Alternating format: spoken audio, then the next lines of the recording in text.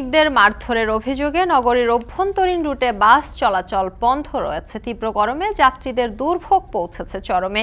এ নিয়ে আরো জানাতে বরিশাল থেকে যুক্ত হচ্ছেন ফিরদাউস সোহাগ। সোহাগ, বাস বন্ধ থাকায় নগরবাসী কিভাবে চলাচল করছেন এবং এই অচলাবস্থা কাটাতে প্রশাসন কি ধরনের পদক্ষেপ নিয়েছে? ধন্যবাদ আপনাকে।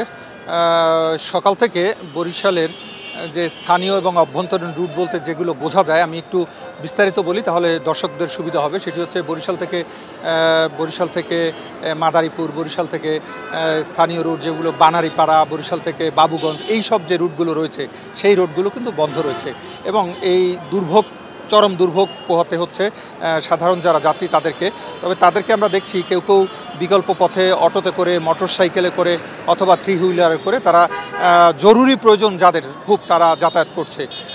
এই ঘটনার সূত্রপাতটা কিন্তু গতকালকে থেকে শুরু হয়েছিল। ঠিক দুপুর 12টার দিকে একজন বাস শ্রমিক হর্ন দিয়েছিল।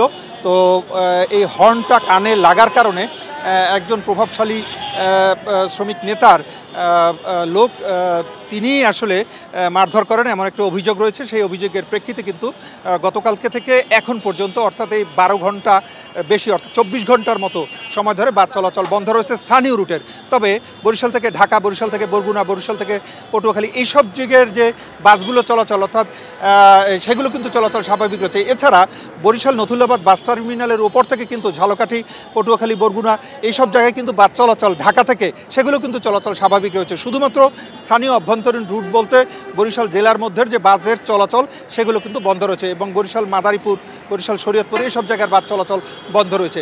তবে আমি কিছুক্ষণ আগে কথা বলেছিলাম বাস মালিক সমিতির সভাপতি, তিনি আমাকে অসীম দেওয়ান, তিনি আমাকে বললেন যে আসলে তার সুনাম ক্ষুণ্ণ করার জন্য তার প্রতিপক্ষ রাজনৈতিকভাবে তাকে হেয় করার জন্য আসলে এই বাস চলাচল বন্ধ রেখেছে। তিনি বাস চলাচল স্বাভাবিক করার জন্য এবং প্রশাসনের পক্ষ থেকে উদ্যোগ নেওয়া হয়েছে আমরা দেখতে পাচ্ছি বাস চলাচল স্বাভাবিক করার জন্য, এবং বাস মালিক সমিতির সভাপতিও বাস চলাচল স্বাভাবিক করার জন্য চেষ্টা চালিয়ে যাচ্ছেন। কিন্তু যাদেরকে দিয়ে বাস চালাবেন অর্থাৎ সাধারণ শ্রমিক তাদেরকে আসলে খুঁজে পাওয়া যাচ্ছে না।